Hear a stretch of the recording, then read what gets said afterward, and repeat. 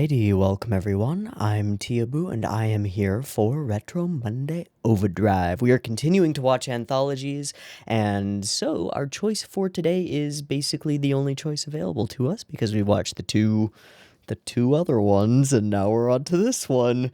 It's Memories. So Memories, I've focused all of my attention on just researching the first segment, first vignette, first story, first, what do you call a piece of an anthology? I don't even know. The first segment, which is Magnetic Rose.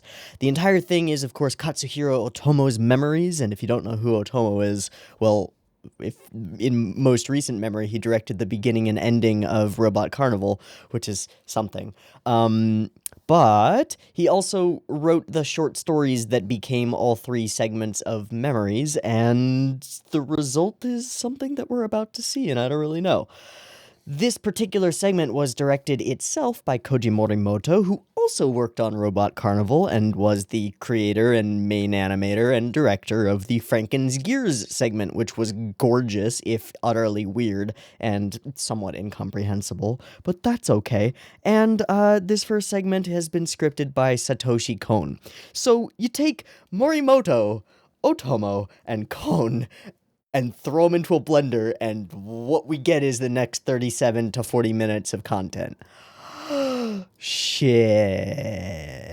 Just shit. That's a lot. Add on to that the music is by Yoko Kanno, the lady who did the music for Bebop and Sakamichi no Apollon and Escaflowne and Darker Than Black. Yoko Kanno. And you have, the greatest intersection of creative minds on a piece of animation that I can even imagine. This is fucking cool, yo. I'm really excited here. Expectations. No. Don't want to go down that rabbit hole, but I'll say this. It's scripted by Kon. Yes, it's adapted from a short story by Otomo, but it's still scripted by Kon. My inclination is to think that this is going to be really fucked up, because Kon loves his psychological horror and does it real well. We'll see.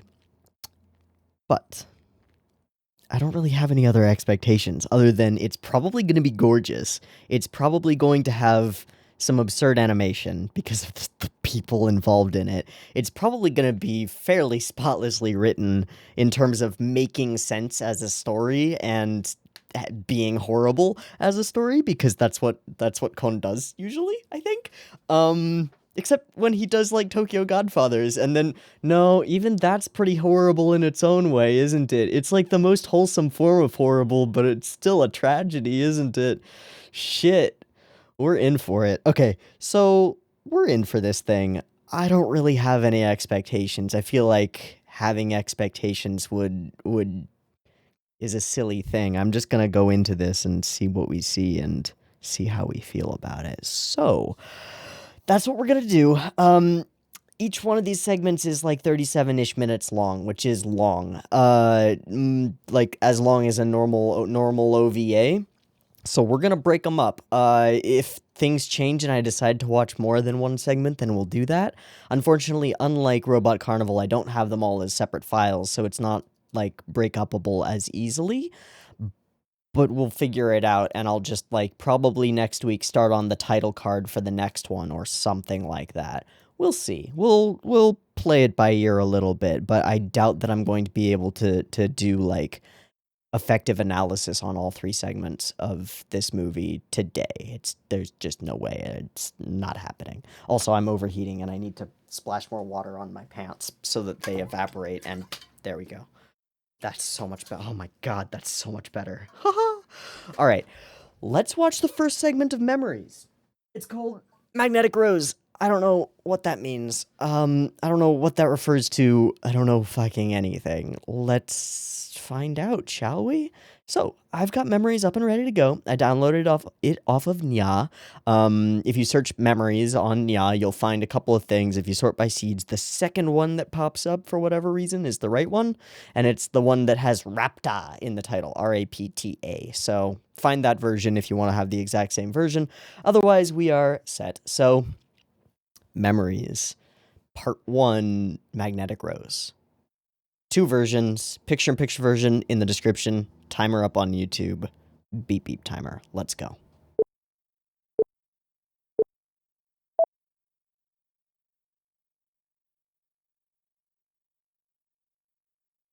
That's a cool title thing. Sounds really neat. Okay. Those almost look like photographs that have been altered in some way. Oh, that's really cool.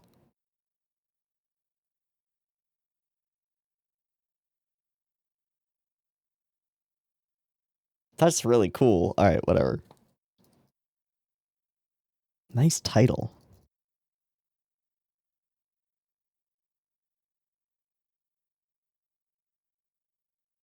Stars, space.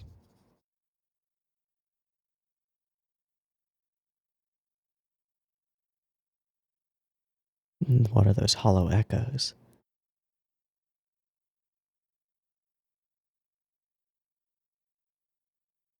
Destroyed station? Destroyed satellite? Yeah. Is that somebody on a walk?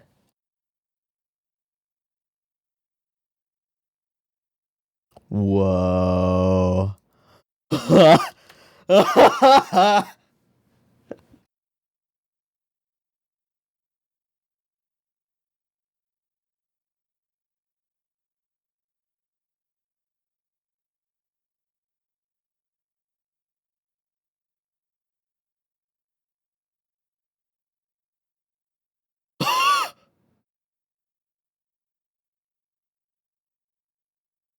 What fuck?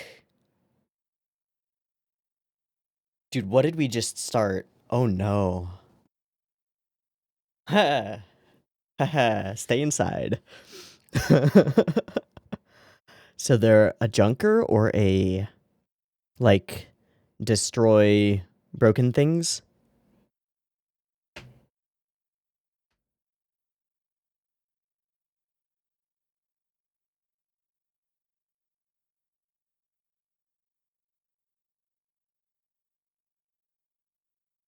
Oh my god, these screens and stuff.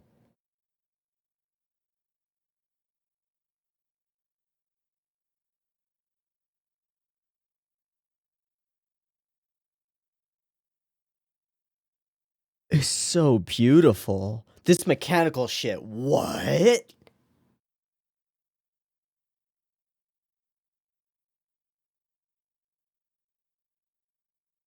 Heinz and Ivanov.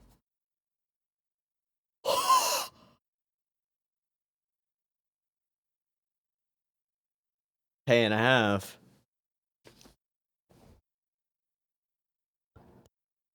Oh my god, the screens.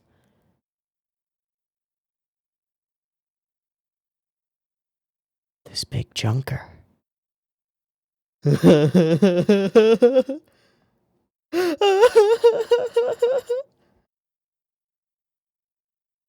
little flip catch of the flask. Oh my god, the fling and then the beads of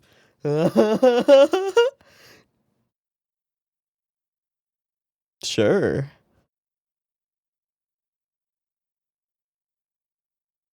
That's got to be Heinz, right? Heinz.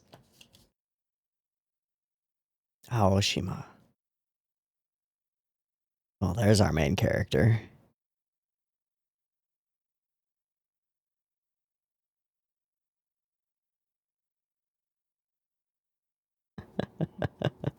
Aw.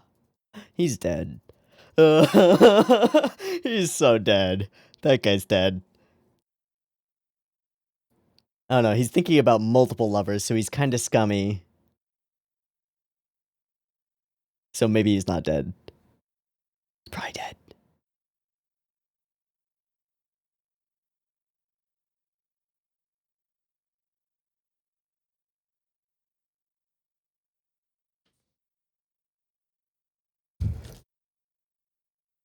That's a plot point.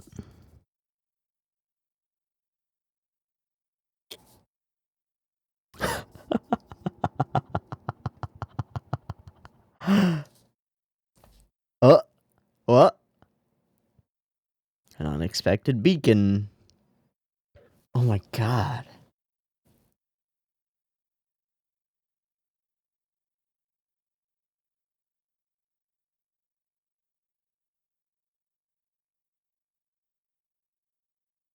The signal is opera?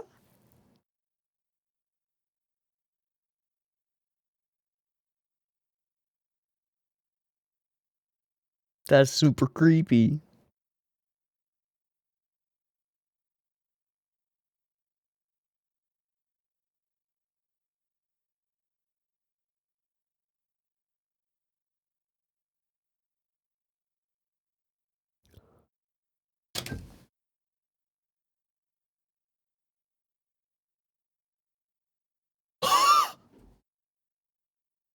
This is so beautiful.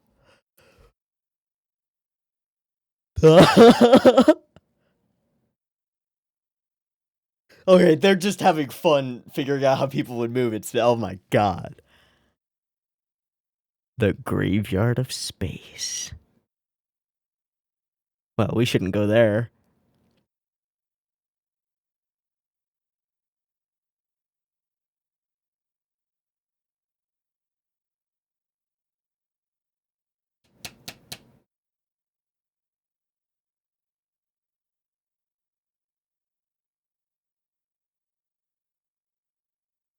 Hey, alright. Let's go investigate. Wow, we've got like space stuff, full realism, complete mystery. This is so cool. And all of the mechanical stuff is like the best that I've ever seen.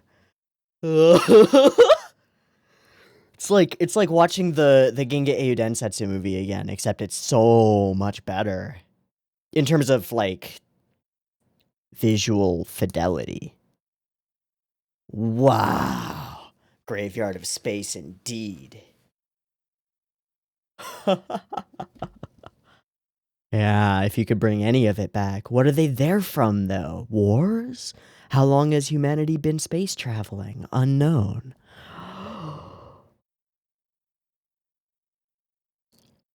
And obviously Planetes vibes because Junkers, you know? Yeah, ominous as fuck, dude.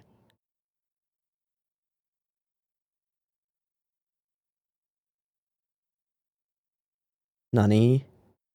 An intact ship, maybe?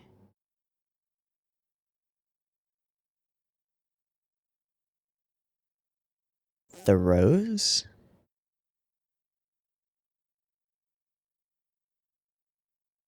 What the fuck is that?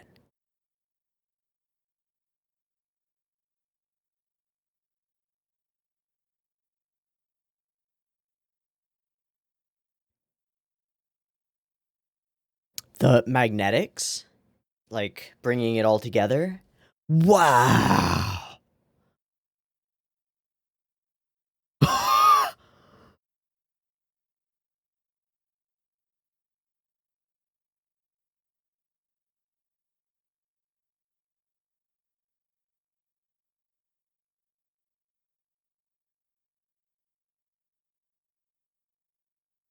That was so Ginga Eiyu Densetsu. Oh. I'm sorry, I got nothing to say of anything constructive except what? And watching on the screens, and it's always clear where we're watching from. Holy shit. An opening, right?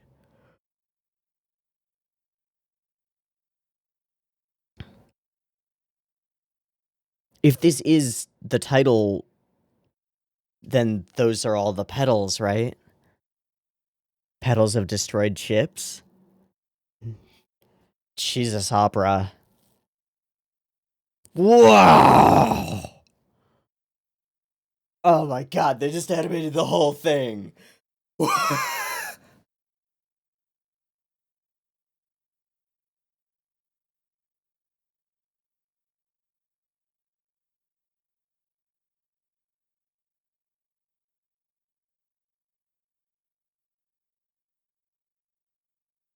Oh my god.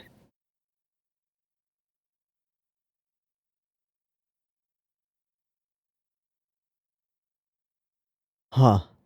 Uh-huh.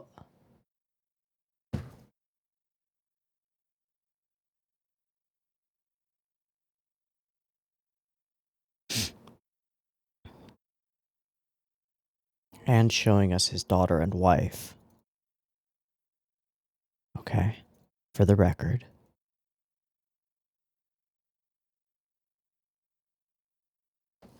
Wow, it's only 2092. Acceleration, I suppose.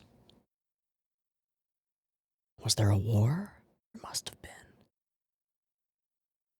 That's a cool door. Oh man, the sense of scale. Oh my god.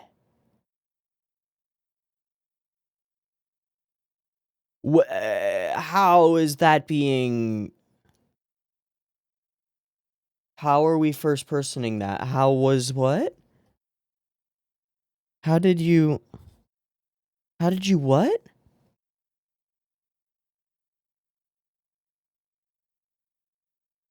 Hey, no need for suits.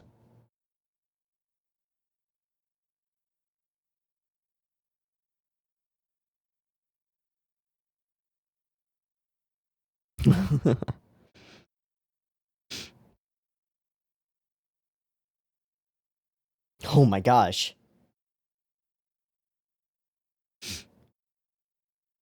Yeah, Miguel's super dead. That's photorealistic. What the fuck?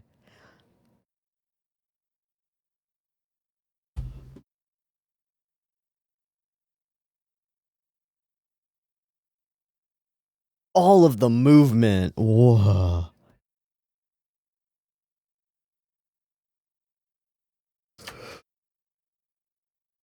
Whoa, Miguel. Whoa, buddy.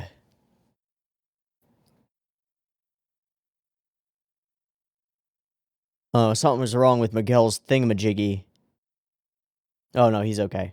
Oh, he just got stuck through. Just. Oh my god, the movement. The lady or the tiger? Dust, right?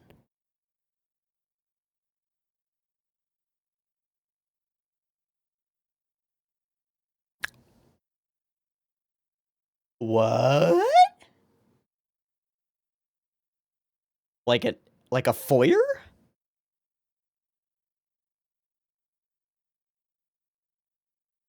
What a chandelier. Whoa, it is like a foyer. 2 staircases and everything. Is this like a theater, though? Those marble columns.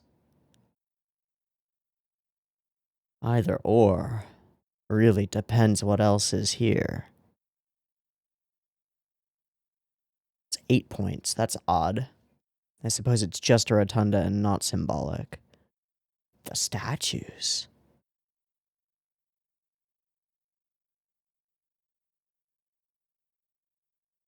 All those shots are odd.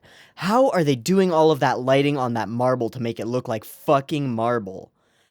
Who is background art? How is background art? Ah! That's fucking real. What the shit?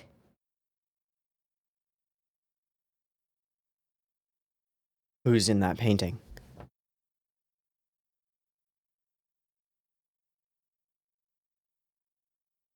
Roses. Wow.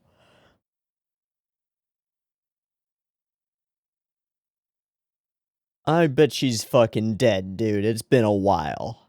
Unless you got cryo. I assume you have cryo. Oh, fuck that shot. What was that? No, no, no, no, no, no, no, no, no, no, no, no, no, no, no, no, no, no. Miguel, you're dead. Miguel, you're gonna die. Don't open that. Don't do it. What the fuck? You're not dead. What the fuck? This isn't fucking real. That's super not okay. What the fuck, Satoshi? He's gonna run after the umbrella. Oh, shit. Wait. Wait, what? Oh, it's an illusion. It's a hologram. Okay. What's actually behind it? and he saw a woman, right?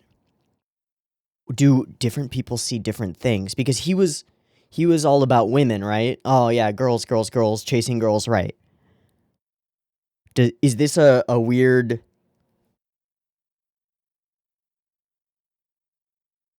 What the fuck?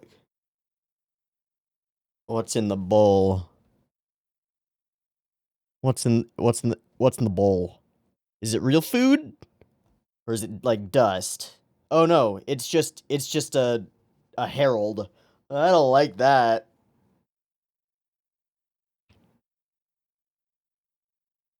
She looks sad. I guess it's a portrait, so. Whoa. It's real food.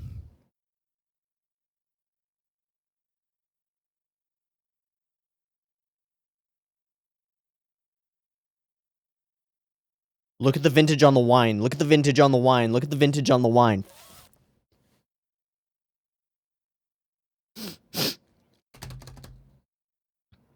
Vintage. Fuck.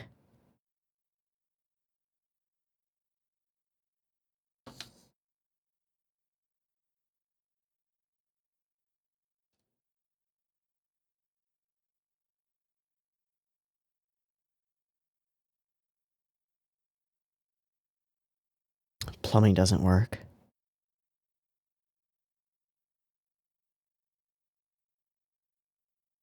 That's ominous.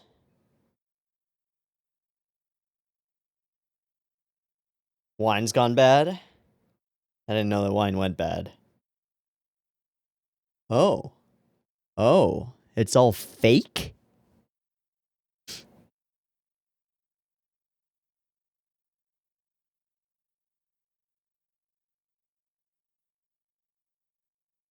Whoa.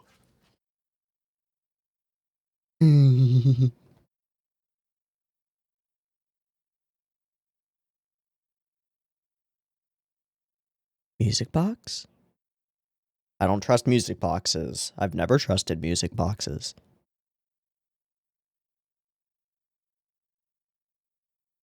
Nope.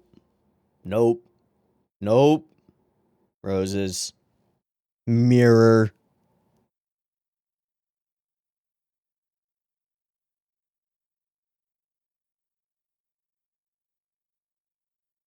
Kind of looks like his daughter, right? It was falling off on its own. What set it going? How? How are we doing perspective on all this shit? Everything falls apart as soon as they reach for it. The food, the box, everything is destroying itself as soon as they come close.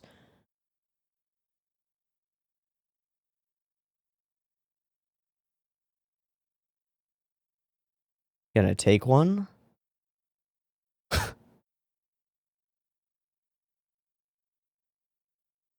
Opera. She's an opera star. Trophies and stuff? Yep. Yep. A great opera goddess.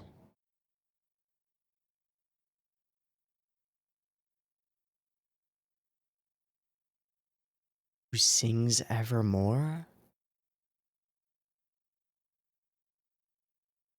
2031, he said?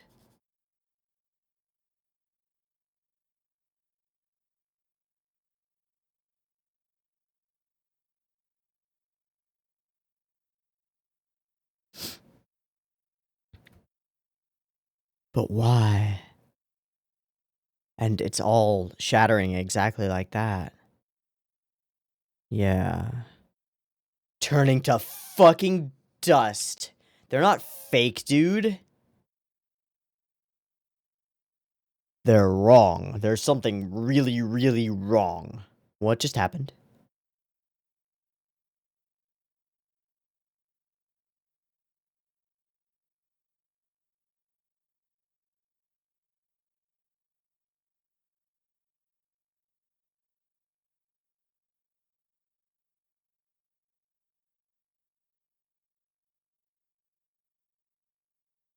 Cone?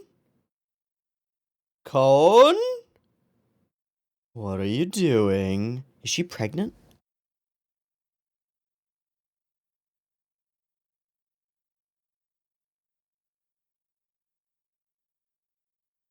I bet that didn't appear on the screens, buddy. I don't think that's technology. Are they real?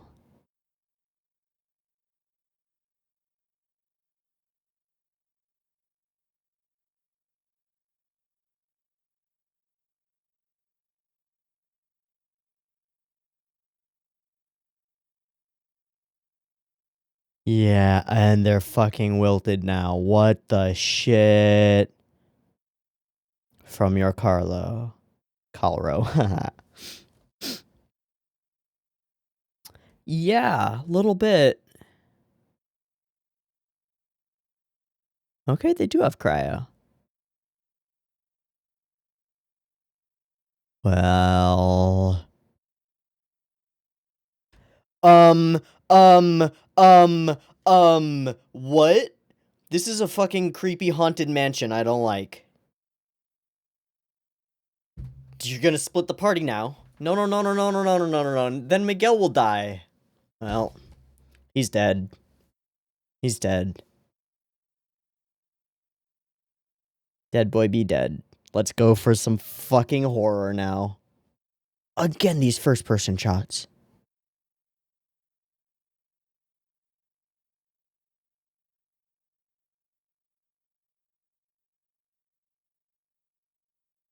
That wasn't the little girl on the stand. That was his daughter, wasn't it?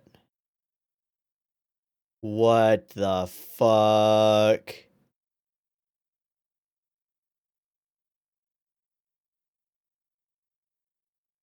Shh.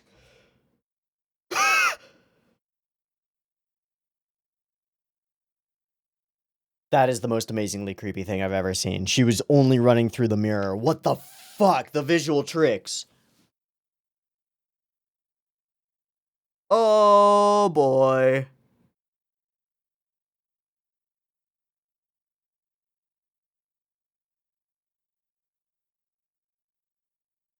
No, you've just walked into the reality of it. He's just walked into the reality of it. No curses or whatever. Uh-huh. Uh-huh.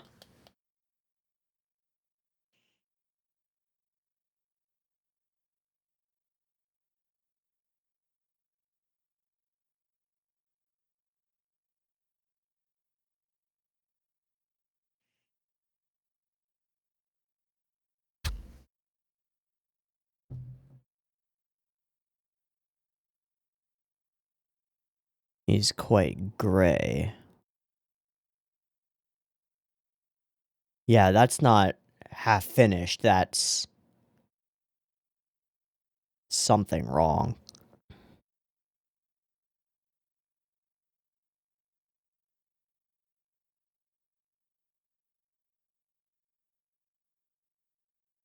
Tigress.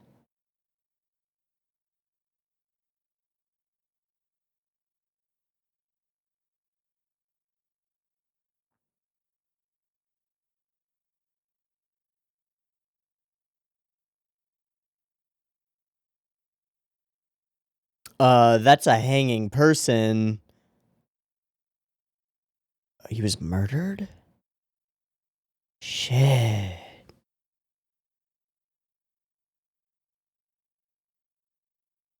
Memories, eh? Well, Miguel, is it time for you to die now? Screens. Uh-oh, Magpulse, something. I bet that's gonna make all the illusions get real crazy. Good luck. Now that you're trying to get out.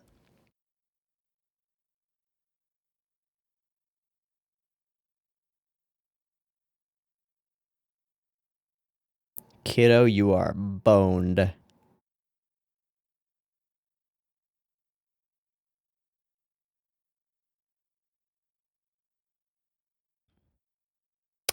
Yeah. Don't be in the garbage compactor. An old piano? Where they used to play? Something like that? It's fucking glowing, though. Oh shit, it's playing itself. That is haunting and haunted. You're in the great beyond, dude. I have no idea. But you're headed toward your death.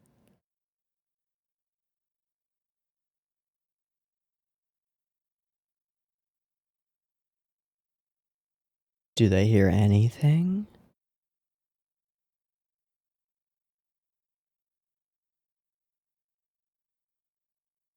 Don't touch the piano, it'll fall apart, man.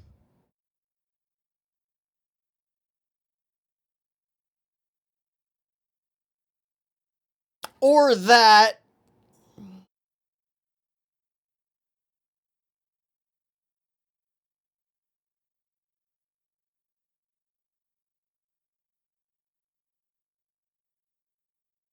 Touch something. Touch something. Touch anything. Touch a flower. Come on, buddy. Buddy? What the fuck?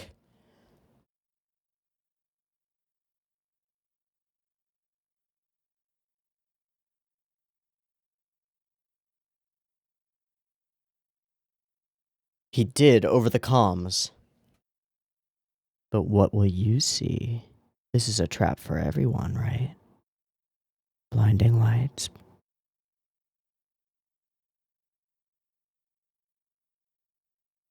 Just faceless hands. Oh, fuck that. Spotlight upon you. That was a touch of something. That was real. You're part of the stage play. You know who she is. Oh, shit. Is that legit, or is that a part of the play? Yeah, that's a part of the play. Or she killed Carlo.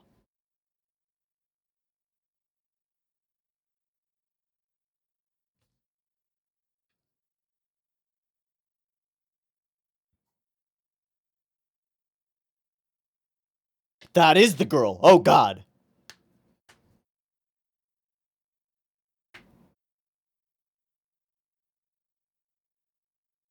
She's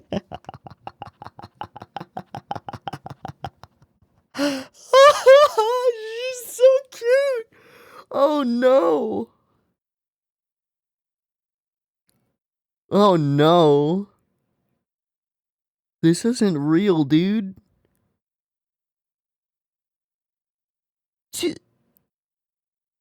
This is on planet. This is planet side. Has a big dick. No,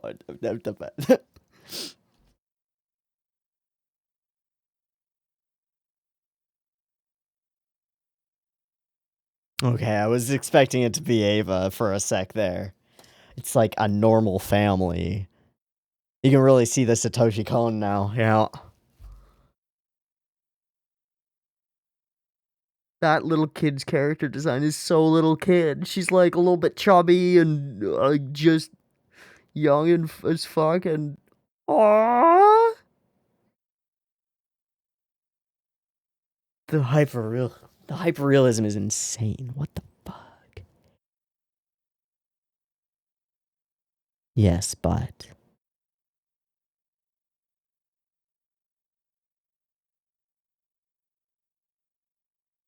whoa, what the hell? All the flowers are turning into roses. This isn't real.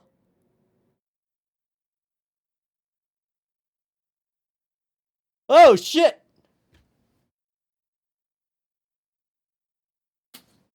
Never want you to leave, eh?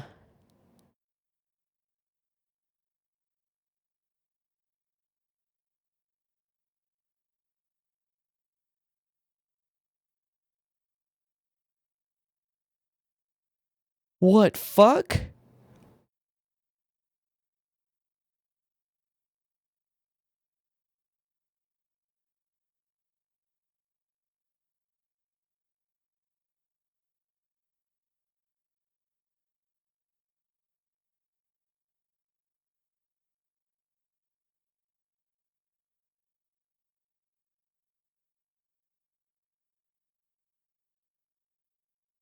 Wow. He can't shoot his daughter. Not even an image of her. That was bad. That's not good. Should have shot her. Uh-oh. Yeah. That has something to do with everything.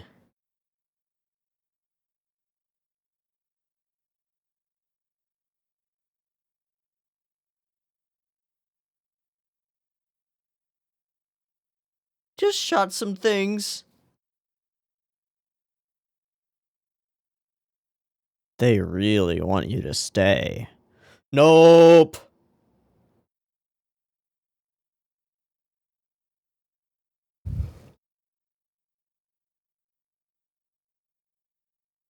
No, he's embodying Carlo. He's become.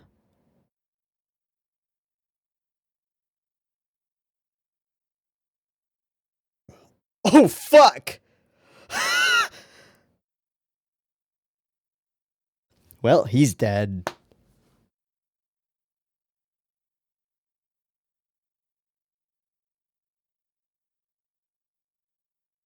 Uh-huh.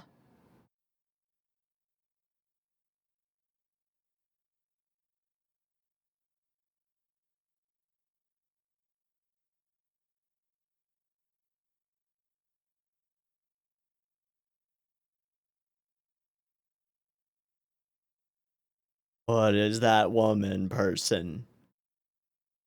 Yeah, where is Miguel? Is he a part of the structure now? Is he all in white? Oh, nope, he's just completely lost it. It's the magnetism is fucking with their brains?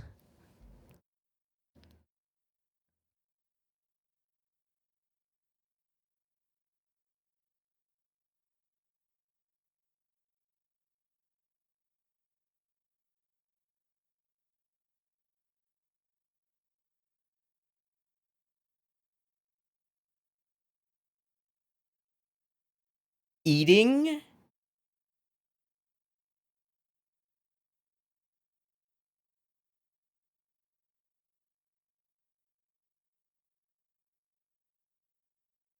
Oh, they're all fucking dead.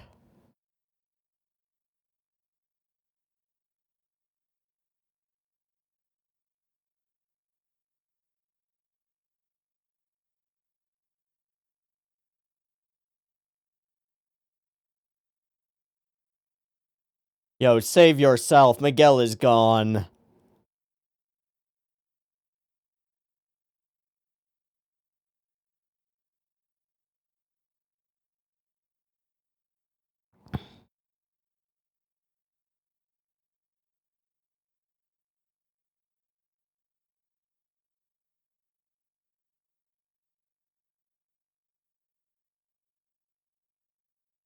But how? And why?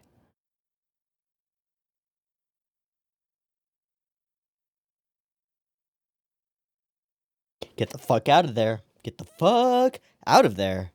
Get the fuck out of there.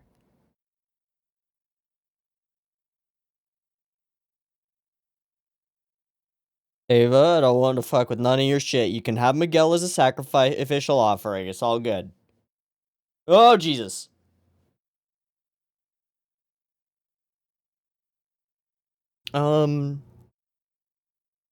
Okay. Whoa.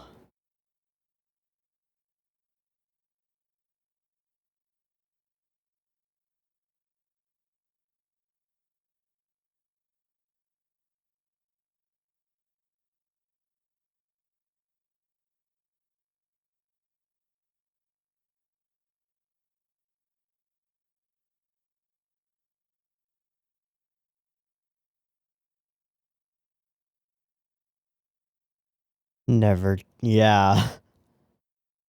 Yeah. Never change his mind? You mean abandon you? What, a fabrication?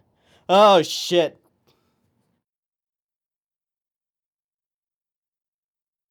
Sure, literally no choice. You are God here, it seems.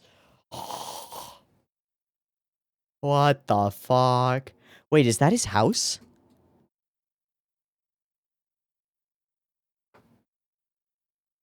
Got your own memories you're hiding there, Heinz, buddy?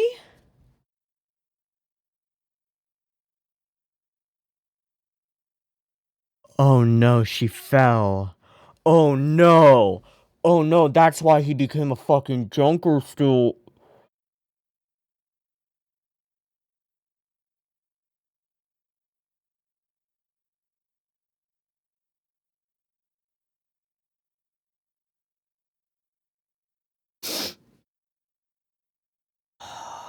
Fuck you, Ava.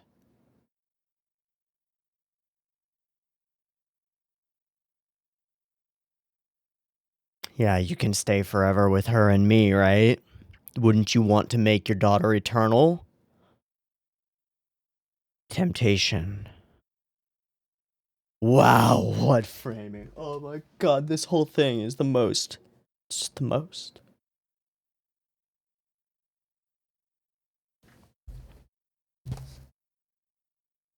Nope, nope, nope, nope, nope, nope, nope, nope, nope, nope. Nope. Nope, that's a creepy zombie girl. Nope. Nope. Nope, shoot her. Nope. Fuck, he can't. He can't. Not even an image of her.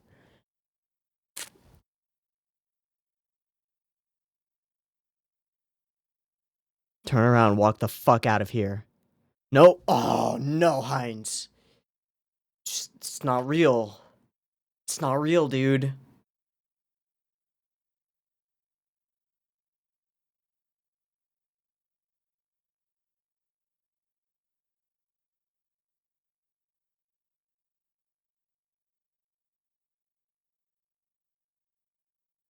No. No. No, no.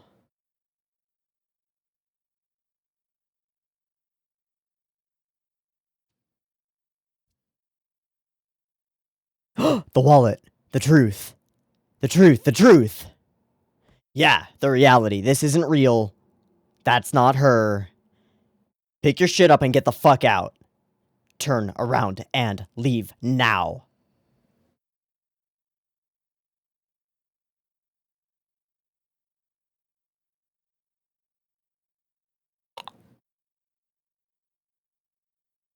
Wrap it up.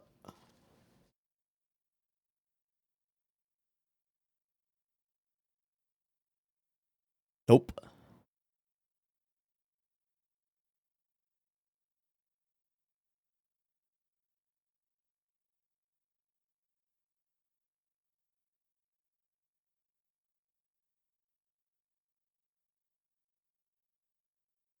No, she isn't.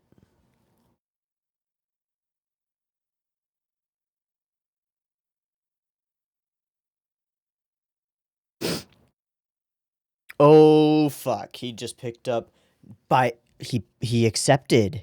He accepted her death and so it became real to him. And so he can hold the body. And she collapses, a memory gone. Yeah, you can't tempt him with that.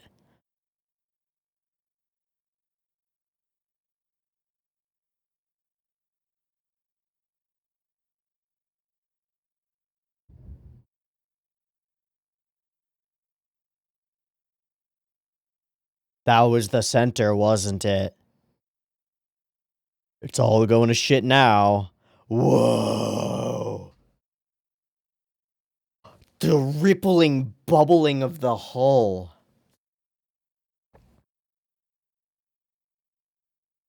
What the fuck is that? Well, yeah.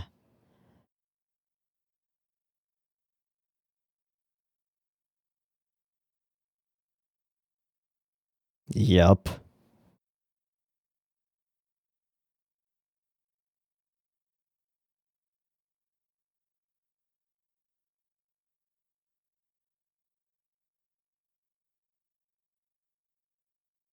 A rose covered.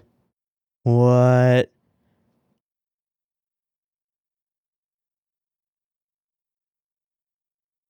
I think you need to do more than that. Oh, God. Oh, fuck. Oh, God.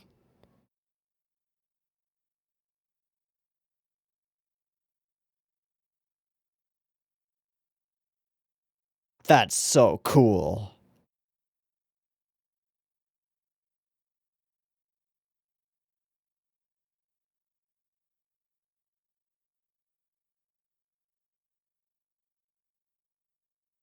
Horrible computer loops that just try to understand the people that enter the place and give them whatever it is that they reminisce about.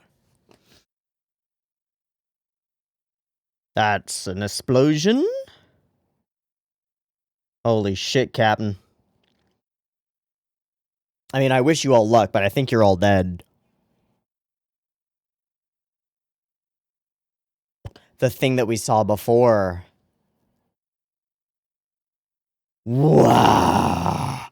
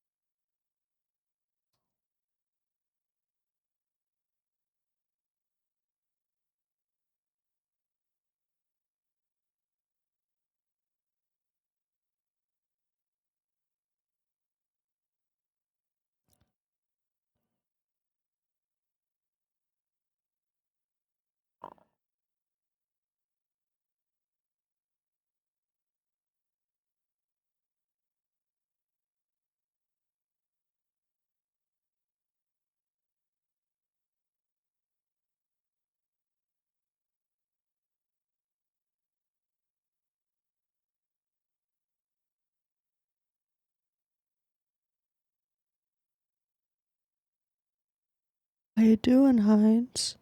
Oh, died in her bed long, long ago.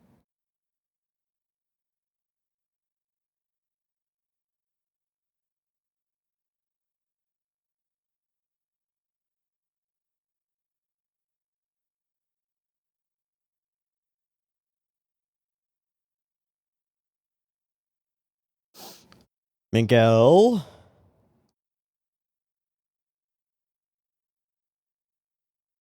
What the fuck?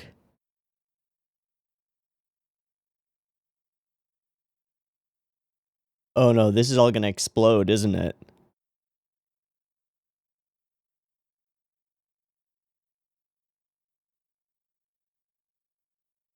The rose.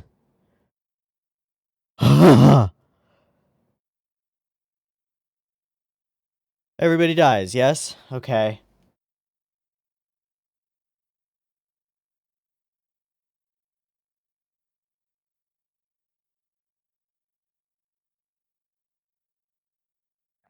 Heinz, frozen. Adrift. Did he get his helm on? He did.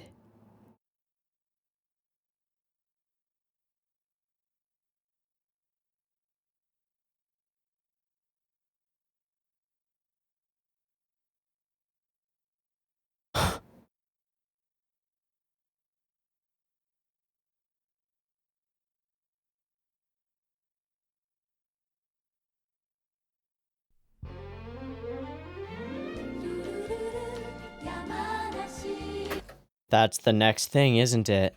It is.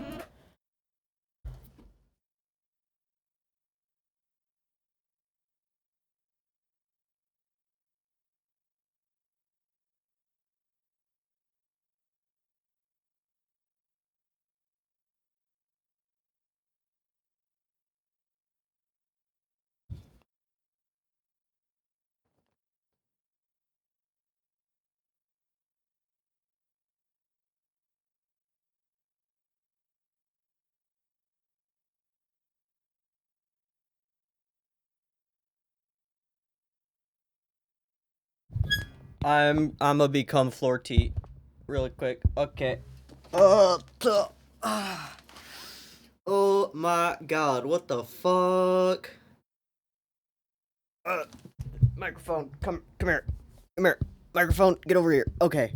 What the fuck was that? That was gorgeous and horrifying and beautiful, and it really didn't click until quite a bit later in the thing. Oh, that it was a choice that she made when she was still alive, a computerized system for the ultra-wealthy to relive her memories, her own desperation to hold on to what she had lost, the husband that she herself had killed, who she blamed for that, right? Like, she believed herself righteous in doing so because he changed his mind. And so she sought to connect to it again, even though she's the one who severed that connection in the first place. The mechanics of it don't matter that much. What matters is that the computer was what was happening here. The idea that technology left there was running amok, left to its own devices. But everything was fake. Everything was false. A memorial, a giant gravestone floating in space for Ava Friedel. Wow.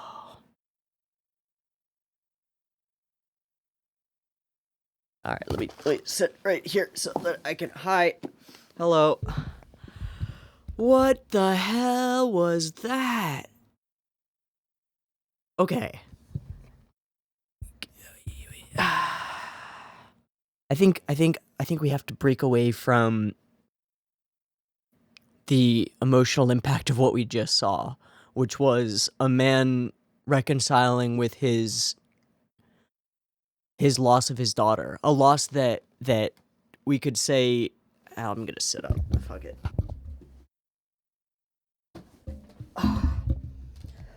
A loss that we could say that he would have blamed himself for, right? Like, that's the sort of situation where he was blameless, but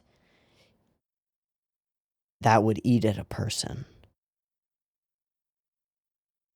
That he could have just been a little bit closer to the window, or closed the window, or not given her the spacesuit so that she would go up there to be with Dad. And watching this character come to grips with the death of his own daughter and then watch her die again. That's not okay. I think we have to pull away from the emotional context here because it's too much. And like try to break into the purely visual and purely aesthetic choices of the segment because they're also too much. So let's do that. Let me list out certain things that just like off the top of my head were incredibly impressive in this episode. So a pretty obvious one that's literally everywhere is the mechanical design and the movement of the mechanical things. There's super clear thought put into the technology that they're using. The old beaten down spaceship, all of the moving parts of the old beaten down spaceship, they're like pod systems that they slip themselves into and use the arms of to interact with things in the environment. All of the mechanical stuff, the little like shuttle that they use to go and investigate wrecks before either explodifying them with the big exploder gun or whatever. All of those things are amazing and well thought through. And then a step beyond that is all of the screens and comms tech, the weapons tech, the blaster guns and pistols that they use continuously, which seem to provide their own ammunition or be energy based. All of this set in 2092, which actually makes sense. We don't get any piece of the history of this world, but we see that Earth probably still exists. She was in 2032 there, in canal boats and stuff. Okay, mechanical stuff is an obvious. background art, overall, in general, background art is utterly absurd all the way through. Highly photorealistic in almost every sequence, with incredible depth to it. The sequence that comes to mind most notably is when the two characters first enter the hall with the giant red marble pillars and the massive portrait of Ava on the wall or above the doorway. There's one sequence where they both run down the stairs, like through pillars, and it's bullshit. It's bullshit. Fucking bullshit. Okay. Point number 3 is the way that humans move and the way that they move in no gravity. I don't even understand how that was possibly done. I am positive that they went and watched footage of astronauts on the ISS and how they move around, because they nailed it. If you've ever seen a documentary or any footage of astronauts on the ISS, which I assume that most of you probably have seen something, you know that those moments when they were like bouncing around the ship or like turning and righting themselves or flinging liquid and the balls continue going in the same direction, all of it was perfect. Like, not just, oh, this is pretty good and I can believe that they're in space. It was fucking perfect.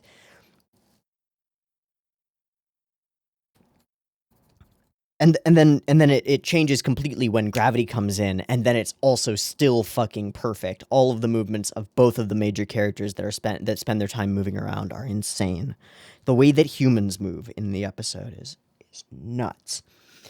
Then there's the faux digital overlay of holograms on things, most notably the sequence where the robot embodiment physical form of Ava that is painted with holograms by the central system, it seems, is like fritzing out, and we can simultaneously see the underlying horrifying truth and the beautiful visage of this beautiful woman. Ugh. Okay. Yeah, hollow stuff. Hollow stuff, sure. Also, hollow. Ha ha ha ha ha ha ha ha ha. Yeah, okay. Effects. Pretty obvious from the outset once we get that explodification of the satellite initially, which is gorgeous. Wow. But that's not even close to the wow. The wow comes when he's like wading through the minefield of angry computer throwing shit at him, or sprinting through like walls of water while horrifying laser beam eye shooting cherub floating attack drones come after him. Who the fuck thinks of that? Who the fuck thinks of, like, sentry guard cherub attack drones carrying bowls just like, brrr. What the fuck? The sheer creativity of all of the tech here is insane, but at the same time, it's completely believable that an off-her-rocker, noble-born goddess of the opera would have insane ideas like that and the money to make it happen. What was that place before it became what it is? I assume a grand ship for her to spend the rest of her days alone. But it was built, like, specially constructed. It seems like it was especially constructed to comprehend the memories and greatest desires and regrets of the individuals who enter the space, and then manifest them for them, either as just holograms or as holograms painted over whatever that white shit is. That seems to be like some kind of thing that is manifested by the system, but I don't fucking know. So, for Miguel, what he desperately wants is a connection to a woman, right? The first lines out of his mouth were that, right? And he got it. It just happened that his goals and dreams and desires, being a young man with seemingly few regrets, were aligned enough with what the computer thought the mistress wanted that he stayed. right?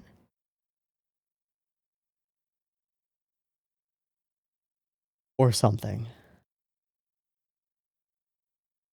See, I tried to distance myself from the emotional context and the, like, what actually happened, and I can't. I'm just trying to talk about the visual stuff, and I can't. Okay, an additional thing on the visual stuff.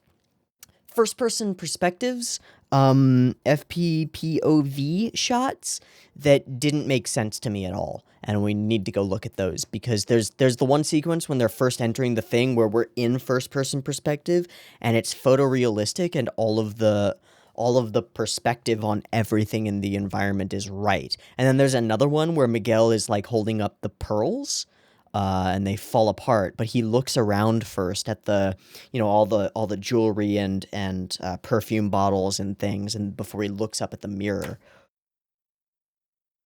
Whoa. And then there's the purely visual horror and suspense that is just built up and built up and built up until we start understanding what's going on here. Like the little flash that we get of the little girl running away until we realize that she's running only in the mirror and isn't in reality.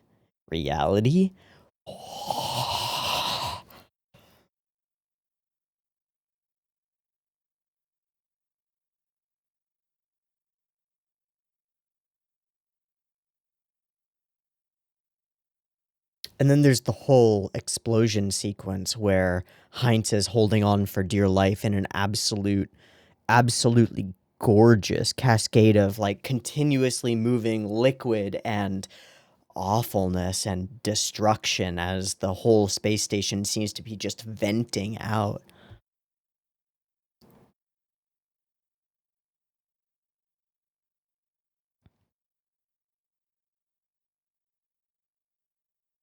I'm tempted to just watch through the whole thing again and pause as we get stuff, but we can't. Okay. Let's go through the thing. I'm not going to import into my editor right now. We're just going to run with VLC until it annoys me. If it annoys me, we'll figure it out. From the outset, like, first shots, all of the mechanical stuff. Whenever, I mean, I've talked about it in, like, the last 3 recordings of Retro Monday Overdrive, but whenever there's mechanical stuff, it's like rigid body objects, and how they move is predictable, and you can always tell when they're wrong, and there's not, like, a single frame that's even a little bit off throughout this entire thing. It's insane, given the amount of detail and moving parts, and it's insane. It's absolutely nuts.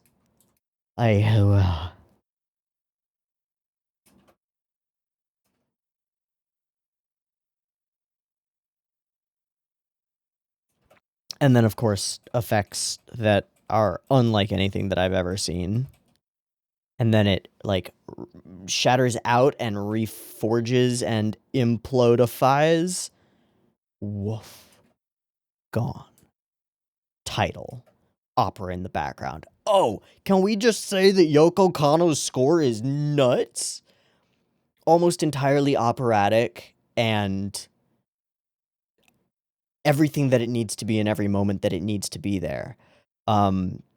Horrifying, tragic, suspenseful, intriguing even.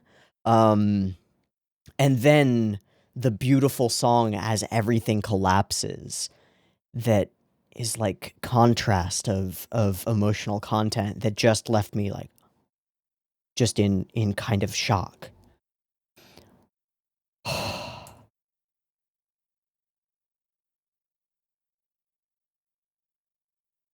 The texture of everything, of the metal of this ship, of everything. Oh my god. The moving parts, the depth created by parallaxing those 3 frames. That 1, 2, 3. It feels right? Like, that's not easy. Those are 3 separate cells that are just moving at individual rates across the frame, and yet it creates that parallax. Now, this has to be Kubrick inspired. I mean, it just has to. It just has to. It can't not be. Okay, screens. The fact that these screens look like something that could work and these interfaces look like something that could work, insane. The entire background, everything. All of the mishmash of wires and, like, stuff. Insane. Also, quite reminiscent of some of the sequences in Franken's Gears, which Morimoto also did a lot of the animation for individually. So, I feel that. Setting up these, like, framing guidelines for everything and setting up spaces in that way seems to be a propensity of his, and I have no complaints about that at all. But then we've got, like the multiple layer unfolding of the pod system that he's in. Like, what?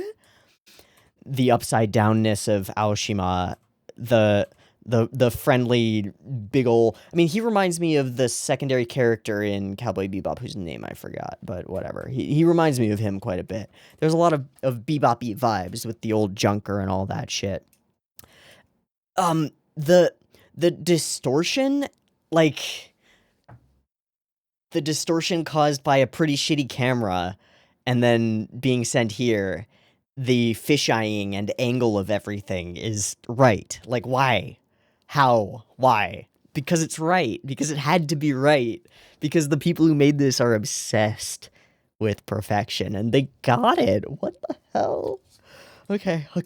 But the screens and the lines across the screens and the little bits of fuzz and flits and flotsam and jetsam, the motion of the characters, the acting of the characters, the character of the characters, flippity flack, like, not a care in the world, old hand at this, been doing it for years, doesn't even look where his flask is, he knows where it is, he's been putting it in the same place for a decade.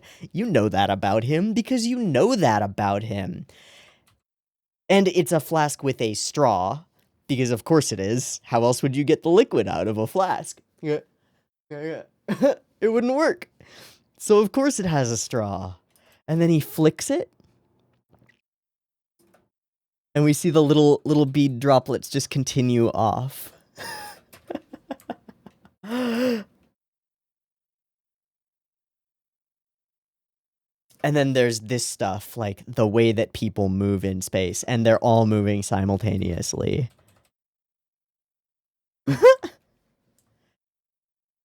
Okay, and then humans. How do humans move? Well, like this. How does Miguel move? Like a goofball, but a perfect in-space ridiculous goofball. The realism of the characters is insane. It's very Coney, I would say.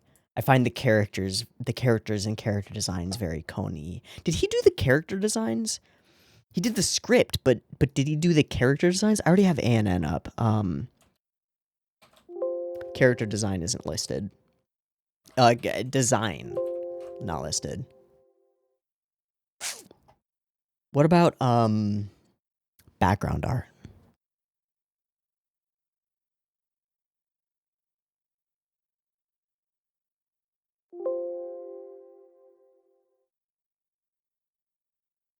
Feels like there's not enough stuff listed here. Let me go on Mal, which usually doesn't have more stuff, but let me go anyway. Shuichi Hirata. Background art for all of Cowboy Bebop. 5-star stories, Dirty Pair the movie. Standalone Complex, all of Ghost in the Shell, all of... Okay, he's the Potlabor background artist. That's why it's so good. As well as art director for Metropolis, background art for episode 1 of Memories, art director for Psycho-Pass, X 1999, art director. Okay, yeah, right, it's Shuichi Hirata. I understand. I understand now. What the fuck? I just see Mitsuo Iso, and he's only listed as setting? What is this staff? What is this staff? I scroll down. Yoshiaki Kawajiri on key animation, of course. Of course. Morifumi Naka on mechanical design. Oh my god. Now I'm just getting caught in the weeds, dude. That's not fair. Okay. Hisashi Abe on key. What? Arai on her.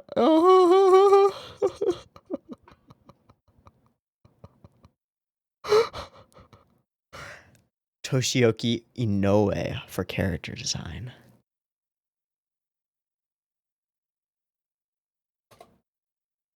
For Magnetic Rose. Also key animation and animation director on Muso Dairinin, which is, I forget what it's called in English. Paranoia Agent. Key animation on Pup. Okay, so he worked on all of the Satoshi Kon films as animation director or key animator, and then he did the character designs for this. So I was going to hold off on this point, but Ava... Oh, I just skipped way ahead. Ava is extremely unsettling. Like when we first focus on... No. On her real face. Quote unquote real, of course. I don't know where it was. It's really unsettling. Like, her eyes are slightly not the right size. She's off. And then when we see the, like, vision of her face, which I think is in here that he first sees her. Yeah, ends up here alone. And we get just the smile from her. Super unsettling, super creepy. Okay. I've listed out enough stuff that's awesome about this whole thing. Let's go through and find some examples of insanity. I can't just go through this whole thing because I'm just gonna stop every few seconds. Like the whole sequence with his fucking Tarzan hair just floating in the wind. Or this stuff. Ignore that he's in a Speedo, but the way that he maneuvers himself through no gravity is right. It's like all of the momentum is planned out and thought through. It's insane. And then depth of frame and the composition to make all of that depth happen with the bit of like fuzziness in the lighting over here and the more clarity and darkness as it gets closer to us. This is a masterpiece. Also, the textures on literally everything and the lighting. I wonder if there's somebody specifically in charge of lighting. Nope. Okay, I just wanted to check if there was, because I could imagine there being, in addition to like a colorist, somebody completely in charge of just lighting scenes and composition. Actually, that's a really good point. Who was on photography? Director of photography, Hiroaki Edamitsu. Director of photography, DP on Memories. A bunch of old, like, yeah, this and a bunch of old, like, kid shows. RPG Densetsu Hepoi, High School Kimengumi, Genji Tsushin Agedama?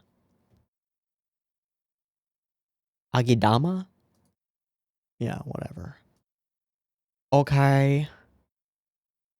Layout, Satoshi Kon. Okay. Alright, let's continue. I can't. Sense of motherfucking scale. And again, in absurd parallaxing. 1, 2, 3 layers. 4, 3, 4, 5. 5 layers. Far background, this segment, this segment, this segment. 5 layers. And then the ship. What's amazing about this isn't the layers themselves, or that they're hyper detailed, or that they're gorgeous. It's that they're all moving at the right speed to give the effect of a three-dimensional space with objects floating in it, right?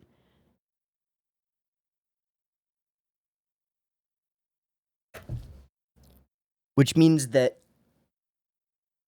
like, that's math. That's not something that you can just do by eye unless you're a goddamn genius. And I won't like hold off on saying that there are enough geniuses on here that this could have been done by eye.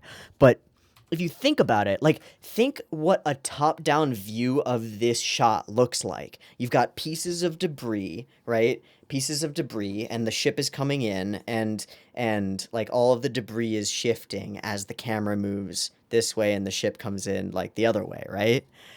You have to figure out how the camera interacts with all of those pieces of debris, which are moving independently, and then the camera's moving, and then the ship's moving. You have to map out, like, the coordinates between them and the angles between them.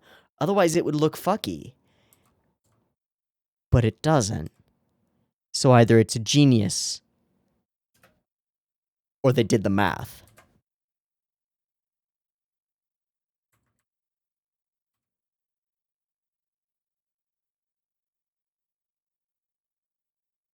The rose. So, off we go. All of the shots of this ship moving through space are nuts. They're just so good. And then there's this is just insane. We switch from one sequence to obviously on the screen we can see the way that the colors are getting fuzzy on the edges of things and getting granulated. The scan lines across. And then we snap back to the hyper reality and the crisp textures and the clean feel of it all. And again, we're parallaxing all these objects accurately in ways that genuinely just boggles my brain space. And then we do all of these complicated whooshing shots that put every complicated whooshing shot that I've talked about on this channel to shame. The Ginga Eiu Densetsu shots are great, but they've got nothing on this. The shots in not Polybore. I mean, there are shots in Polybore that are close too, but not Gunsmith Cats. The other one, girls, four girls, super suits, mechanical super suits, four girls, Pris.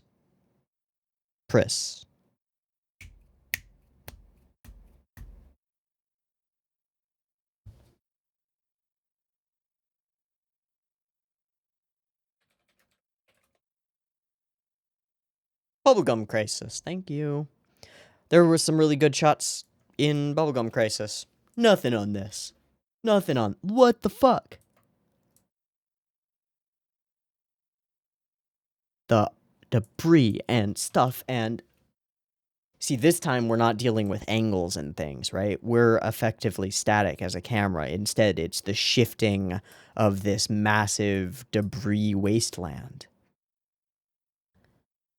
So the graveyard, the ship graveyard, it's all brought here, isn't it? Maybe not by her. Maybe their ship or whatever place that she was on was just one thing sucked into this magnetic well and caused to go on the fritz because of that. This particular shot is so smooth. The fact that they rotate the spaceship as it comes down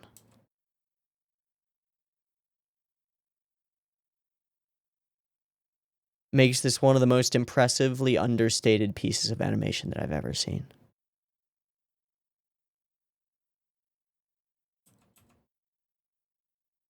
Huh.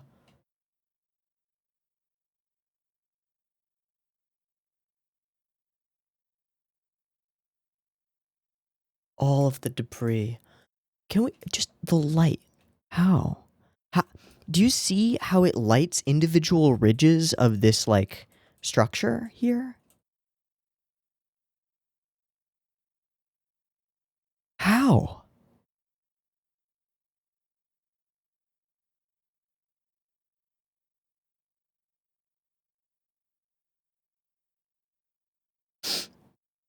And there's a lack of sense of scale until that doorway opens. So we do the show, we see the girl. Just wondering why we saw the girl. It's pretty important. It's because we're gonna recognize that little spinning music box ballerina thing, and it's horrifying. It's only once this doorway starts to open that I recognize the scale of the thing. Because we can see the people, right? So they float down. And then they float in, and we get some absolutely bonkers physics as they bounce in partial gravity. And then we get these FPPOV shots. Okay. There's a flashlight illuminating stuff. All of these shots, they look to me very much... Hold on. Is there something wrong with my speed? No. They look like... like part of a video game. I don't know which video game, but that's what they look like. Like, it doesn't matter. First-person shooter game. Except that in a first-person shooter game, you create a computerized environment, and then you can put a perspective camera in it and, like, look around, right? So you don't have to, like, do that. You don't have to figure out how the perspective will line up and how it'll work. They did. And boy, did they. Also, it's not just like an easy peasy frame there. You see the chain link fence here? The lattice of shadows behind it only appears once the light starts going by, and it shifts as the chains do and the angle does.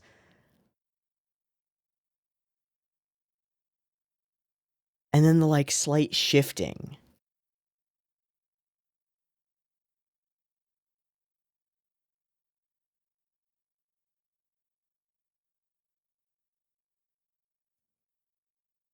Or the angles of the characters through their glass helms.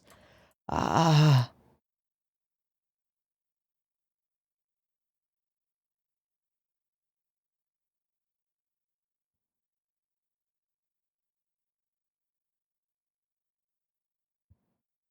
And the way they like kind of bounce.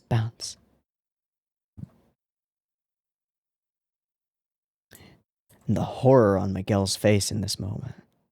Like, that was horrifying. I thought he was just dead. I thought this was like a...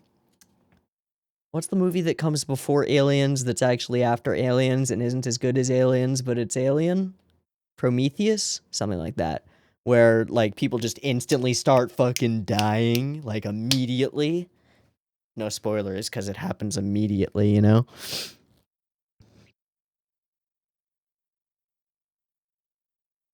But no, it's much creepier than that. And so the creepy begins. All right, we're about to go inside.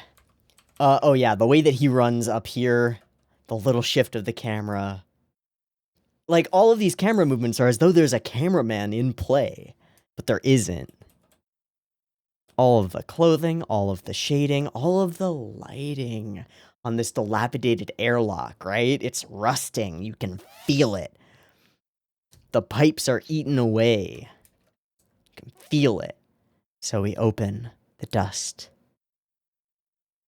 And then we do this insane circling shot to reveal a grand chamber. Okay, on the lighting front, it's the reflections that make all of the marble look real, right? It looks real, right? Like, more real than it has any right to be. I guess that's a part of the point, isn't it? And then we get these shots. Like, this is this grand space, right? But instead of a sweeping panorama that sees all, our view is very restricted, oddly restricted. Like, we can only take in so much of it at once in each of these sequences. Because that's the limitation of the camera that they're sending back to the ship. It's an 8-pointed star, so it's not Judeo-Christian. Great. It has no religious connotation. Look at the... Okay. Do you see the marble countertop of green marble, which has in it a reflection. Actually, they might have fucked up a little bit. I don't think they reflected Miguel.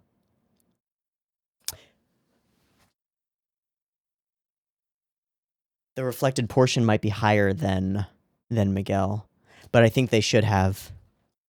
There should be a reflection of Miguel there. That is a little flub. Haha, we found a mistake. Yeah, that's the reason we're watching this gorgeous piece of mastery. That's why. No, but like the green marble has reflections in it. It has the reflection of this pillar and like gradations that make it look so fucking real. And then it's got the edge lighting from the chandelier around the edges that would catch light, and darkness in the crack in between, and it's darker over on this side, and it casts its own shadow, and it's all perfect. Except that there's no shadow of Miguel. Okay, but then there's this shot.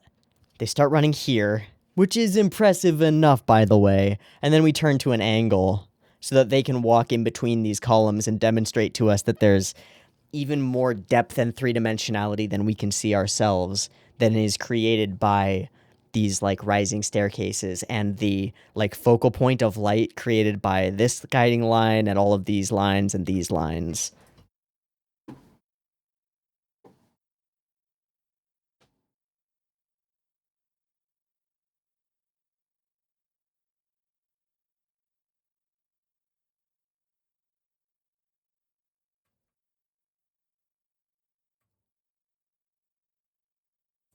And then our attention settles. And again, like misattribution of scale. Because of the restricted field of view and we turn our attention to her, we don't understand how big this painting is. And then we bounce out. And it's, I mean, say Heinz seems like a pretty big dude, right? Seems like a tall guy, pretty burly. Let's call him 6 feet tall. Okay. 1, 2, 3 and a quarter. That's a 20-foot tall portrait, dude. Inside, like a filigreed, carved out, almost religious thing. It says something that it's a gigantic altar to herself, you know? This is the place that we're entering. A gigantic mausoleum for a lonely woman who killed the one person who ever loved her. And regrets it. But doesn't. But never had the chance to, maybe. She's all twisted up about it, you know? And now, her twisted nature sucks in other people and twists them around her into the magnetic rose.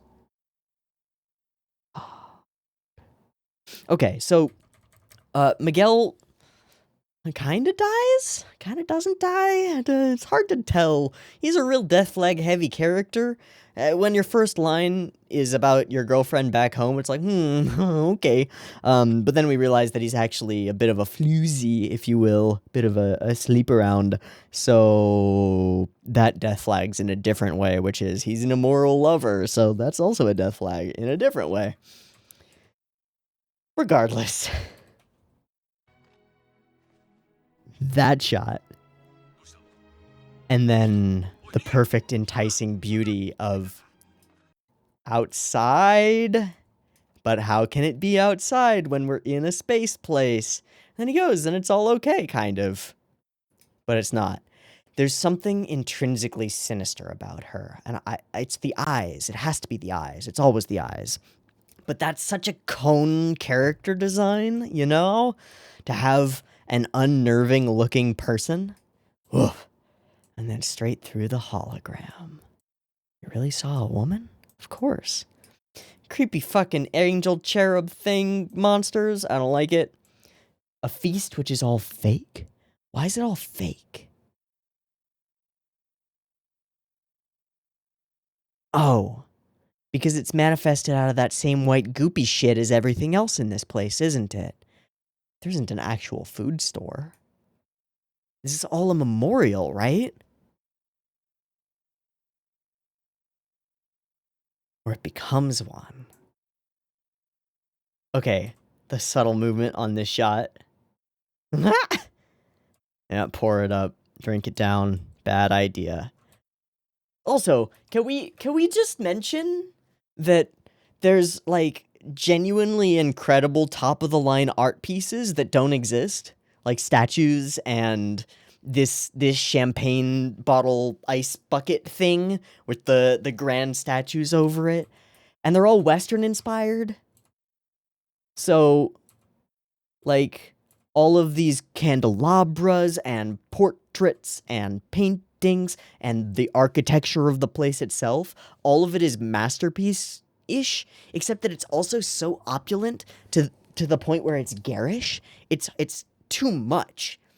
Obviously too much. She's too much, and she wanted too much, and she couldn't have it, so she killed the one thing that she had, and she hates everything for it. This is some deep shit. Like a big pile of deep shit. It just keeps, there's just more shit underneath. Okay, or this, which is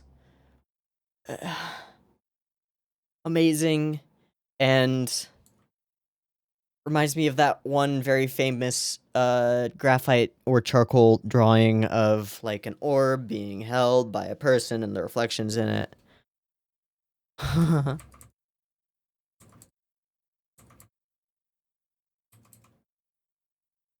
Hallways and locations. The way that he runs through and clears corners, it makes me wonder if he's got military experience. But we don't know. Some basic CG stuff, yay. The way they move. Nothing moves like that. Nothing moves like that, except... except characters in Ghost in the Shell. And characters in other Satoshi Kon films.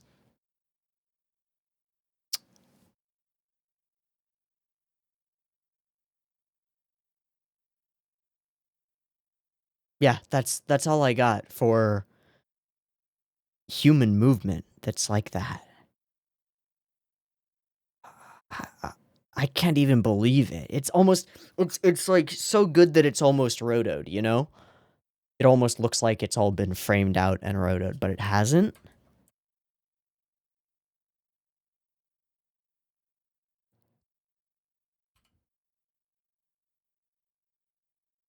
Why does the camera move as we enter the room? It doesn't have to. It doesn't have to give us this perfect first-person POV and then open up. But it does. Reflections, mirrors. Ah, it's his daughter. No.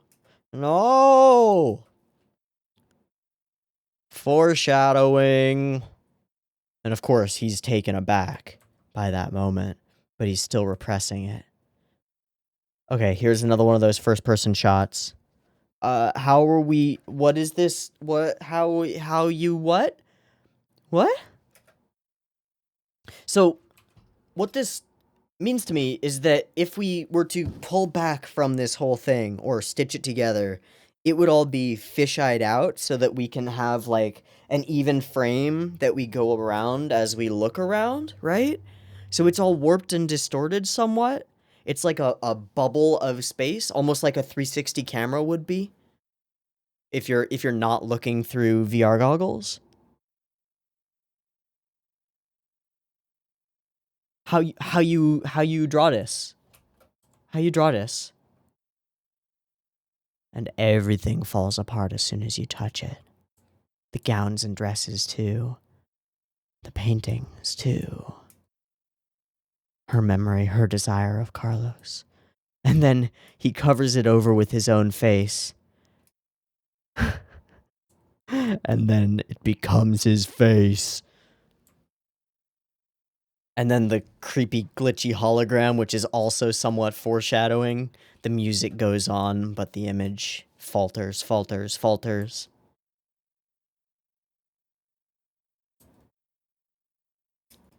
Oh my gosh, and this sequence as he just walks and touches all of the dresses and they just collapse. even if they are all fake. That's what I wonder. Are they all fake, or are they just that old? They're only 70, 60 years old, right? It's 2092. It was 2030 something when she was married to Carlo, or when Carlo died. I guess they are fake then. All just manifestations? An outward growing of the central computer? I don't even know. And then the complete change in coloration everywhere. And I mean, he's almost got like the face in his backpack, which is creepy enough for me. But then the turnaround and the shutter. And it's a fucking party. And they're talking only about Carlo. And she approaches him. But the roses are withered. Everything falls apart when you reach out to touch a memory. And that's the lesson, isn't it? We deceive ourselves. Wow, that whole sequence with his hair moving. Again, characters don't move like this in anime. They don't. They just don't. But that's how humans move.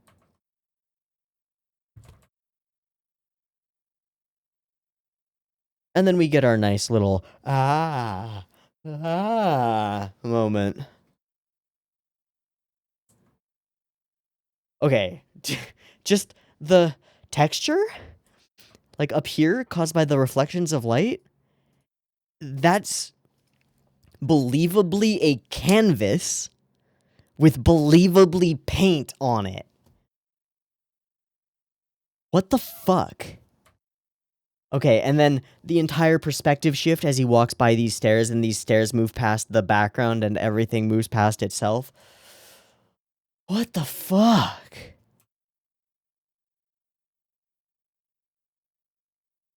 Oh, and then the creepy girl in the mirror. Creepy girl in the mirror where, no, nope. And she falls. And that's why. And he looks to see where she fell and can't.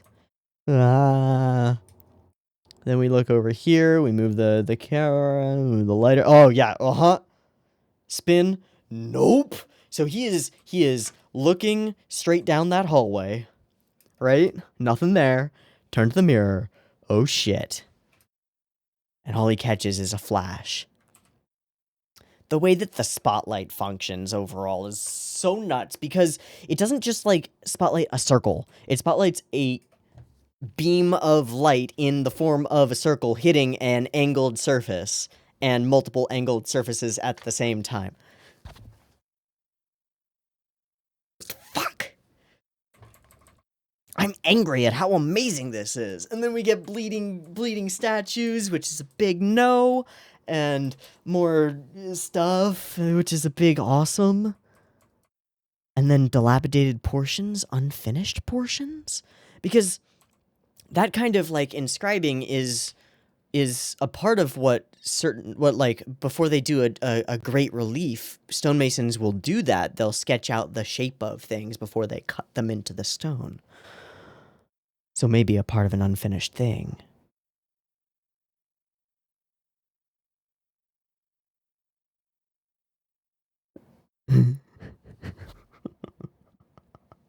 the lorem ipsum at the bottom. Johnny's own needy pureed mangoes made in his Sussex home. Wangite, or egg custard. With his wife Rebecca, a Van cream, which remind children in tailor-made story he once told of the. Indeed. Yes. I agreed completely. Johnny's own nudie pureed mangoes. I'm so. Oh wait, no, I want more. Wait, mangoes. All right. I can't even read that. That actually just looks like lorem ipsum. I don't see the lorem ipsum though. Part of it, but I see Q something. So I'm thinking that's Latin. Doesn't really matter. So she got criticized criticized pretty badly. The world no longer revolved around her. Interesting phrasing, isn't it, considering that now a world revolves around her. Mechanical design, insanity. Weird things in the shadows, that looks very much like a person hanging from a noose, just saying. And then the culprit was never found, and she was aggrieved because she killed him herself. So he starts time once again, symbolically. And then we enter this location, which is like Angel's Egg-y, I would say, in the same sort of ultimately dilapidated finery. Amazing. And again, framing and composition and lighting, which creates like this flow of stairwells and draws the eye in so many ways and makes it perfect. Oh, they came back to the foyer. That's the chandelier, isn't it? Maybe it's a different one. No, but those are the two staircases, right? But then where are the marble pillars?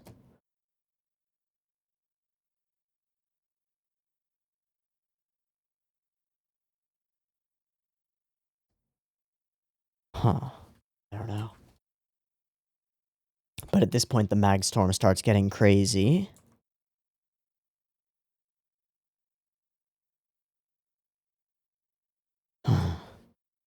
This whole location is horrifying. All right, I do want to frame by frame his tumble. Slip. Oh God, you can feel that, right? Man, if you've ever slipped in the shower and like caught yourself, sends a shock through you. Ooh. Ooh. What a tumble. All of the water animation, too, is so gorgeous. And horrifying.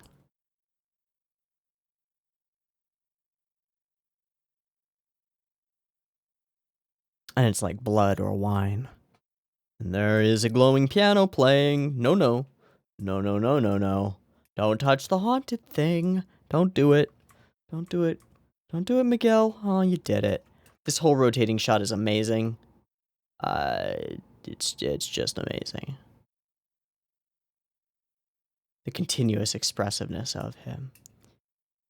But he's willing to accept an unreality, right? Because it's beautiful. So he gets pulled into it forevermore.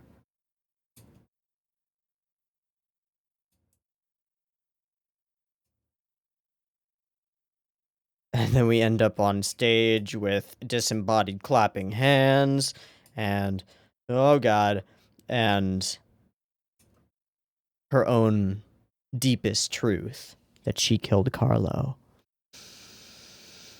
Now enshrined as an opera itself, right?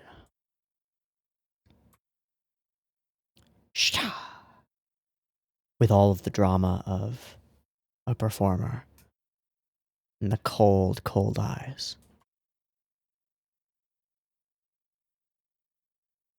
And then we flash into this, and Emily is the cutest. She's got her little frilly dress thing on. She's so excited about the spacesuit.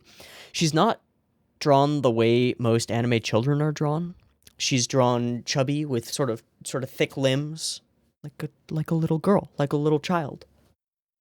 It's hyper realistic, even while it's stylized in anime. It's amazing. It's amazing. And it has to be that way, otherwise it would clash deeply with the backgrounds. But we get to be familiar with the house, the thatch roof, or the wood shingle roof, I should say. The whole location. And the little rocket. Penis.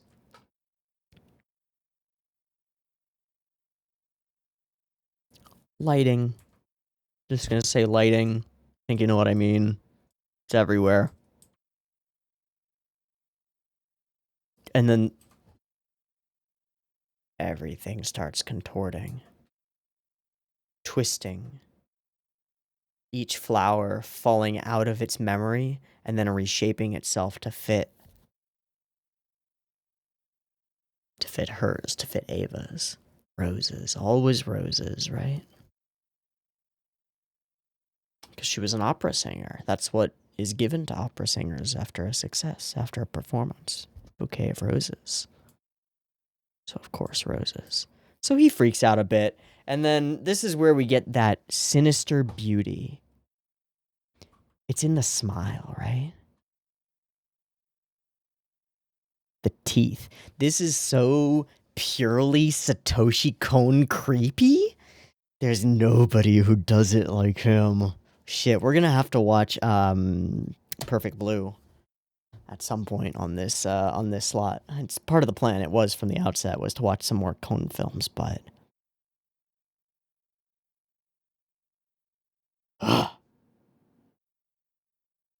ghostly pale, so sinister. The teeth. Something about the teeth. And she's wearing, if I'm not mistaken, she's wearing earrings of herself, right?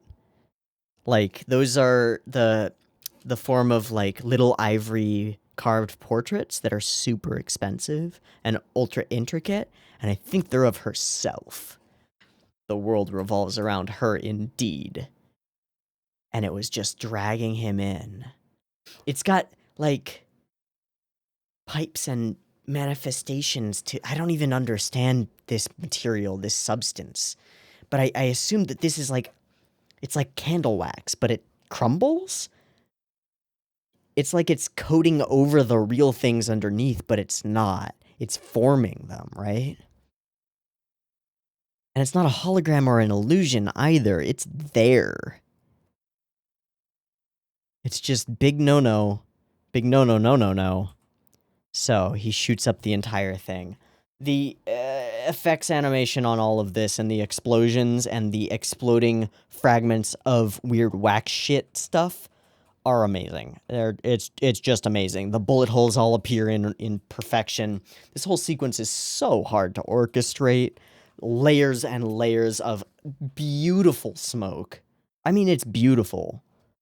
We don't normally talk about, like, oh, that smoke is really gorgeous, but the way that it billows out of everything, unlike anything I've ever seen. But he can't shoot his daughter. Of course he can't. Of course not. And then we enter into the third act in the action sequences. Everything is fucked. Everything's really fucked. There are flying laser cherubs. I don't like that at all. Oh god, laser cherubs. What the fuck? What the fuck? No, no, no, no, no. No, no, no, no, no. While he fights for his life, Miguel is professing his love to a woman who's been long dead. Okay, sure, dude. I don't even know what that thing is. I don't want to know what that thing is. It's really creepy. Find Carlos's, or Miguel's gun. Go for him. Try to get him away. The entire magnetism storm that destroys their ship is insane. I love the way that the steel sheeting around the ship, like, bubbles and destroys itself. Insane. The way that things burst forth from the water, all of the water effects and animation, all of the gun effects and explosions and smoke and ah.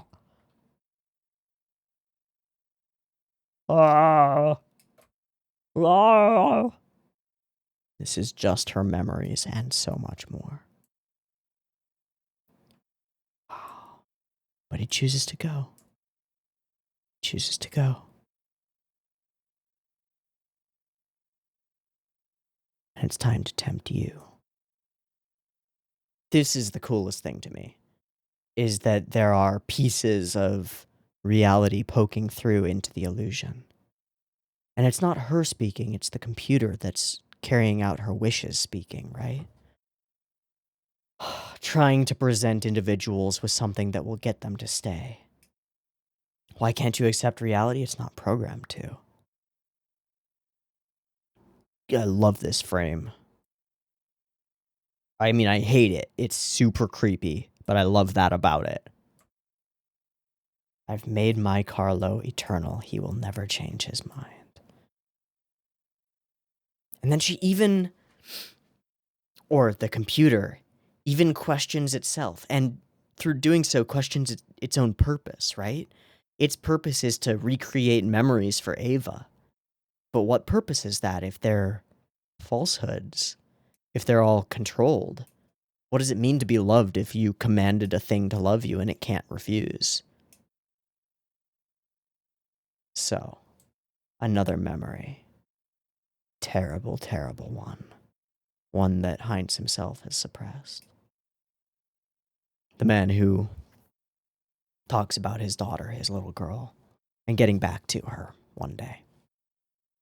But can't. Of course he can't. Because he watched her fall.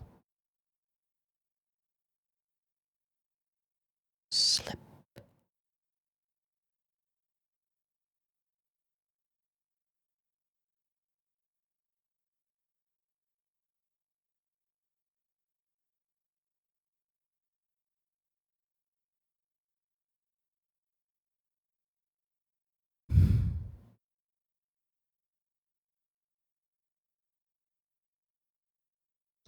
And so, framed as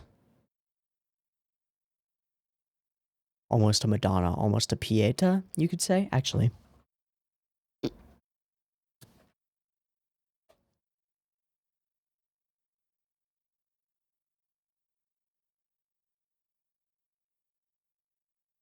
Yeah, that's intentional. That's the Pieta. 100%. 100%. So the offer is made. I can give her back to you. You can live with your little girl forever. And he almost does. He's caught up in the moment. Oh, thank God you're alive. Oh, thank God. Okay. Okay. Yes, yes, we'll go inside. And he kicks open his own wallet and is reminded of the truth. The truth that he can never get back.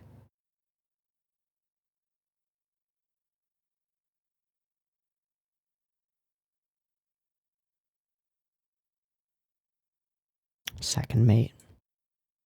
He can't have her. He has to accept it. The truth is the truth. And so she falls. And thus a choice is created. Which do you choose? Your holographic, unreal dead daughter? Or the one that you were just holding? The one who's standing right there? Who's alive and real? So he clutches desperately at the hologram, and it is not real. Emily is right here.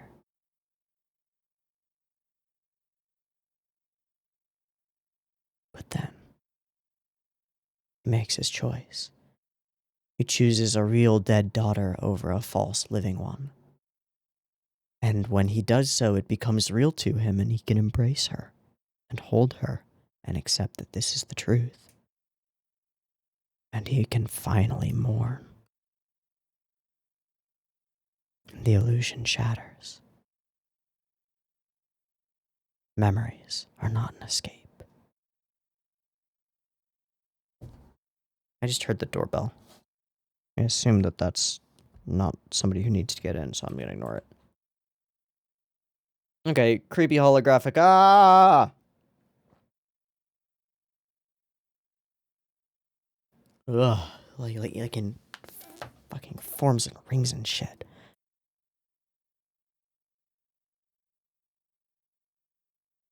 Yes, the way that it like bubbles up.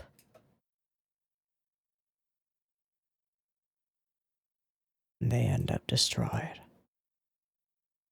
The Great Rose.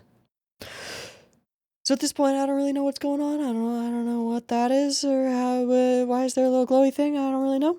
But he goes over there, and that's the computer apparently, and it's all busted. And so he shoots it a bit, and then stuff happens. I don't really know. It gets real crazy, though. It's super awesome how crazy it gets. I don't understand it, but it's amazing. And I think we already got our point across, right? Memories are not an escape. That's pretty concise. Boom! And big fucking boom indeed. Gorgeous boom. And then this, I think, is this is the pinnacle sequence where we get some of the most insane, like, what even is that cloud of smoke and dust and stuff? I don't know. But it's fucking gorgeous. And it continues to be all the way through. The way that it all holds for a second and then...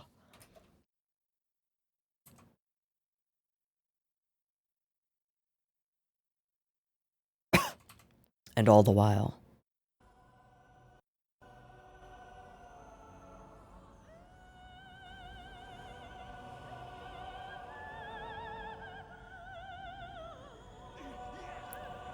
All the while, she sings on.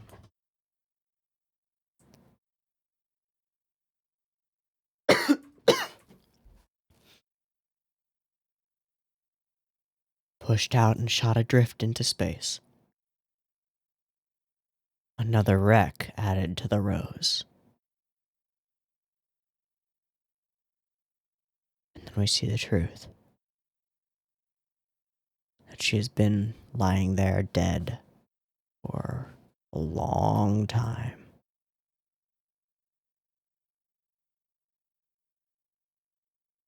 And now Miguel is here. And it seems that's all she ever wanted, right? The only one to escape and likely to die soon is Heinz, adrift, alone, in the graveyard of space.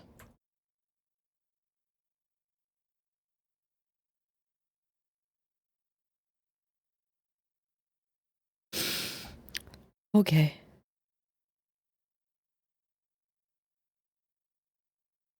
That took a lot out of me. Whoa. That was amazing. And gorgeous. And horrifying. And beautiful. And scary. And sobering. I loved it. I'm excited for next week.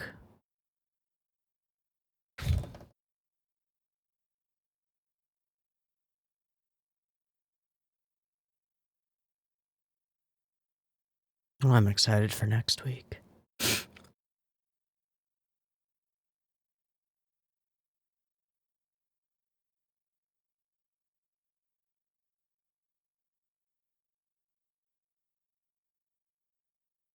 If we want to apply the story here to a real human context, what could we say about it? We could say that strong emotions of any kind are an attractive force that pulls other people in, pulls them into our orbit. So is power and fame and wealth. And when we indulge ourselves in self-destructive or self-aggrandizing negative feelings, we can pull other people into our orbit and destroy them. Only by accepting our losses, our grief, our terrible things, by not directing them back outward, can we succeed and survive and continue. So we take a couple of rose petals with us in our helmet as we leave a harrowing experience and accept our losses. I'll take it. 40-some minutes of some of the, a lot of the, a large portion of the best animation that I've ever seen. Yeah. I don't even know what to say about it. That was amazing. If all three of these segments are half as interesting, we're gonna have a lot of long discussions incoming for the next couple of weeks. I'm looking forward to it. I hope you are too. For now, I'm kind of exhausted emotionally. I'm going to wrap. So, I've been Teeaboo. this has been the first part of Memories, Magnetic Rose. Next week, what we will do is I will go to, like, the first frame where we see anything, you know? Like, first frame of the next episode where we see anything, and I'll just hold there, and we'll beep beep timer from there, okay? Hopefully that works. I hope you have comments about this. I hope you have things to say or interpretations that are different from mine, because there's enough vagueness here that you can overlay whatever perspective you have on it. I've overlaid mine and expressed it. I don't think that that's necessarily accurate or necessarily the only interpretation of this film thing. Hit me with yours. I'd really appreciate it. Other than that, I'll see you next week for the next segment. Peace.